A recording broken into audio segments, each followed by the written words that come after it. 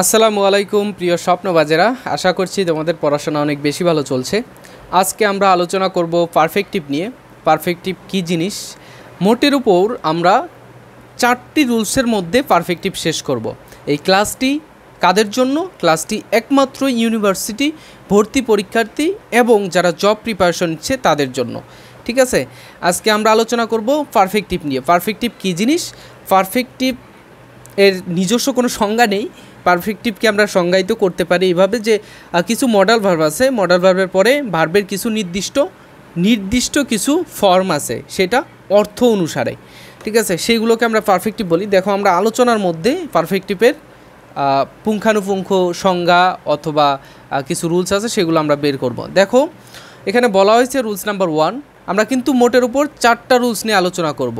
এই যে এখান থেকে 4টা রুলস, ঠিক আছে, 4টা রুলস নিয়ে আলোচনা করব। দেখো, এখানে রুলস নাম্বার 1 কি বলা হয়েছে যে মাস্ট প্লাস হ্যাভ এরপরে ভার্বের পাস্ট পার্টিসিপল থাকবে। কি থাকবে? মাস্ট হ্যাভ এরপরে ভার্বের পাস্ট পার্টিসিপল থাকবে।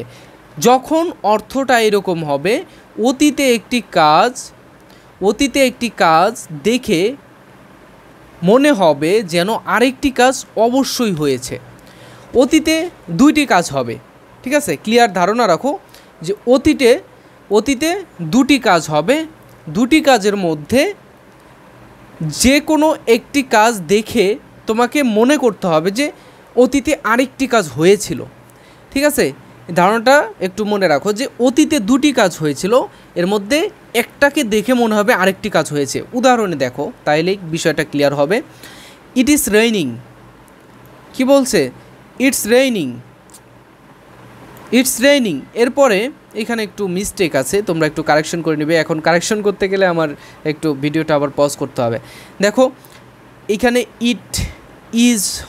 ইটস হবে, নয়তো ইট ইজ হবে। আমি টাইপিংয়ের সময় হয়তো ভুল করে ফেলেছি। দেখো, ইটস রেইনিং অথবা ইট ইজ রেইনিং। এরপরে কি আসছে? ফুল স্টপে আমি কি দিচ্ছি? Must have ব্রট his umbrella. কি বলেছে? যে সে অবশ্যই কি নিয়েছিল? তার আমব্রেলাটি নিয়েছিল। ঠিক আছে, এখানে মাস্ট আছে। মাস্ট হচ্ছে একটি মডাল ভার্ব, হ্যাভ হচ্ছে একটি মডাল ভার্ব। ঠিক আছে, তারপরে হচ্ছে ব্রট। এই যে ব্রট, মাস্ট হ্যাভ ব্রট, এই পর্যন্ত দেখো।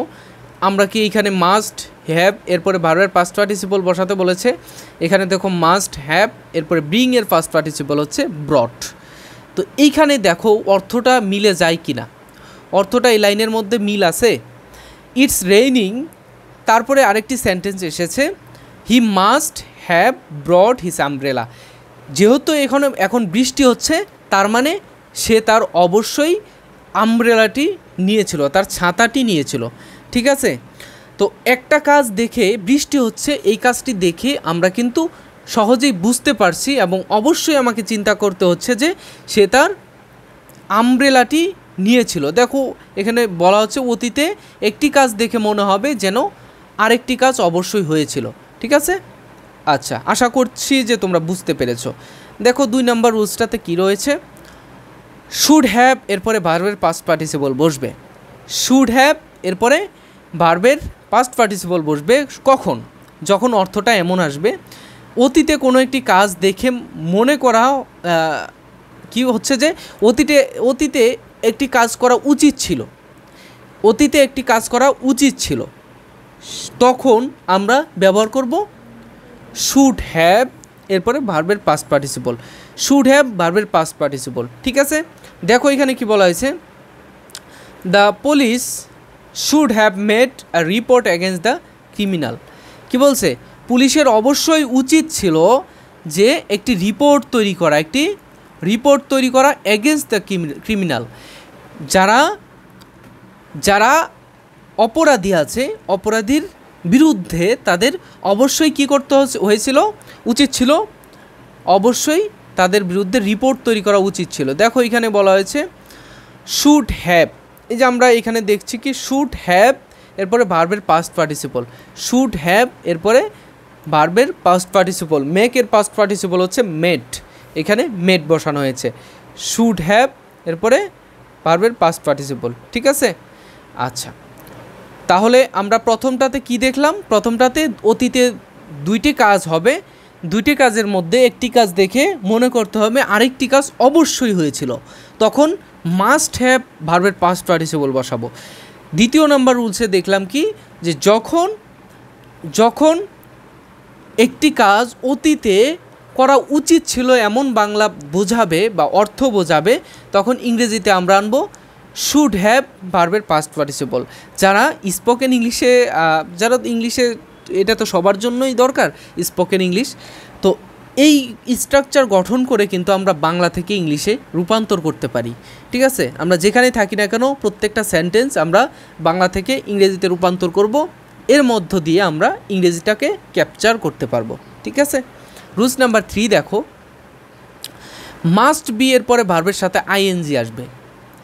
মাস্ট বি এরপরে ভার্বের সাথে আইএনজি যুক্ত থাকবে, ঠিক আছে।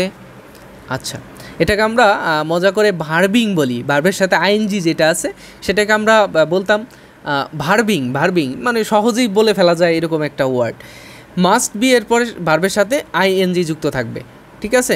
আচ্ছা, এখানে কি বলা হয়েছে দেখো, একটি কাজ, এটা কখন বসবে? একটি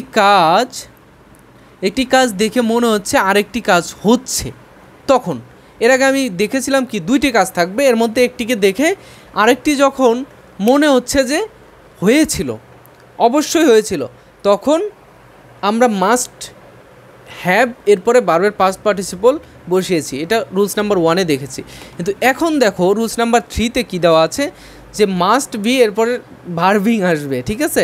মাস্ট বি এরপরে ভার্বের সাথে আইএনজি যুক্ত হবে। আর বাংলাটা কেমন আসবে? একটি কাজ দেখে মনে করা হচ্ছে আরেকটি কাজ হচ্ছে, ঠিক আছে। একটি কাজ দেখে মনে করা হবে যে আরেকটি কাজ হচ্ছে। দেখো এখানে উদাহরণে দেখো, the telephone line is busy, someone must be using.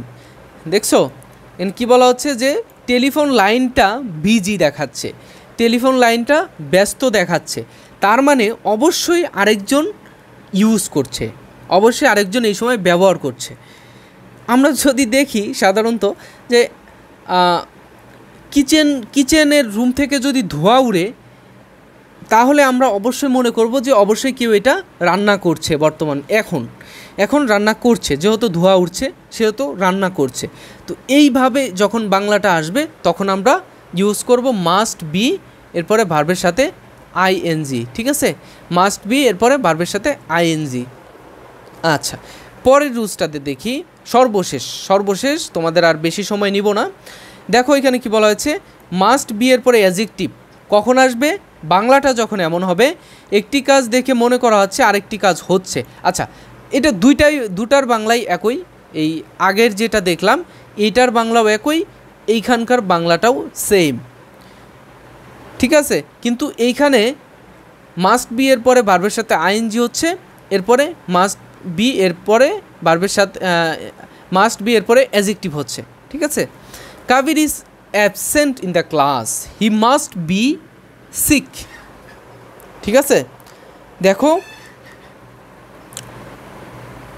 এইখানে Kabir is absent in the class, সে ক্লাসে উপস্থিত নেই, তাহলে আমাদের অবশ্যই মনে করতে হবে কি, যে হি মাস্ট বি সিক নাও, সে এখন অসুস্থ। এখানে দেখো আমি কি বসিয়েছিলাম, মাস্ট বি এর পরে ভার্বের সাথে আইএনজি, এখানে মাস্ট বি এর সাথে ভার্বের সাথে মাস্ট বি এর পরে ভার্বের অ্যাডজেক্টিভ বসবে, ঠিক আছে। এখানে ভার্বের সাথে আইএনজি, এখানে অ্যাডজেক্টিভ বসবে, দুইটা পার্টস অফ স্পিচ দুইখানে বসছে, কিন্তু গঠনটা মনে রাখবে, মাস্ট বি এর পরে ভার্বের সাথে আইএনজিও বসতে পারে, অ্যাডজেক্টিভও বসতে পারে, অর্থটা সেম হবে, ঠিক আছে। এই দুইটা রুলস অবশ্যই বুঝতে পারছো। আর উপরের দুইটা কেমন ছিল? উপরের দুইটা এমন ছিল যে মাস্ট হ্যাভ এরপরে ভার্বের পাস্ট পার্টিসিপল, শুড হ্যাভ এরপরে ভার্বের পাস্ট পার্টিসিপল। মাস্ট হ্যাভ যখন বসাবো তখন দেখবো যে অতীতে দুইটি কাজ হচ্ছে, একটি দেখে মনে করা হবে যে আরেকটি হয়েছিল, আর শুড হ্যাভ ভার্বের পাস্ট পার্টিসিপল দ্বারা কি বুঝবো, যে অতীতে একটি কাজ করা উচিত ছিল, অতীতে একটি কাজ করা উচিত ছিল এমন বোঝাবে। ঠিক আছে, এই 4টি রুলস হচ্ছে আমাদের পারফেক্টিভের আজকের আলোচনা। আশা করছি যে তোমাদের পারফেক্টিভ নিয়ে আর কোনো ঝামেলা হওয়ার সম্ভাবনা নেই, কারণ পারফেক্টিভ এমন একটি টপিক যে এই 4টা রুলস মনে রাখলে এই টপিকটি কভার করা যায়। এবং অ্যাডমিশন যে প্রত্যাশী আছো তোমরা, ঢাকা বিশ্ববিদ্যালয় সহ অন্যান্য বিশ্ববিদ্যালয় ভর্তি পরীক্ষার্থী যারা আছো,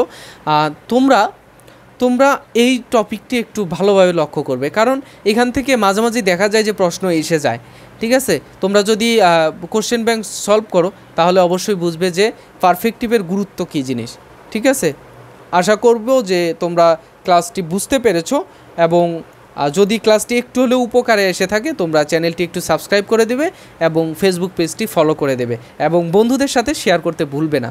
একটা কথা মনে রাখবে যে বন্ধুদের সাথে সহযোগিতামূলক আচরণ করবে, প্রতিযোগিতামূলক আচরণ নয়। যদিও তুমি প্রতিযোগিতা করবে, সহযোগিতার মাধ্যমেও প্রতিযোগিতা করা যায়।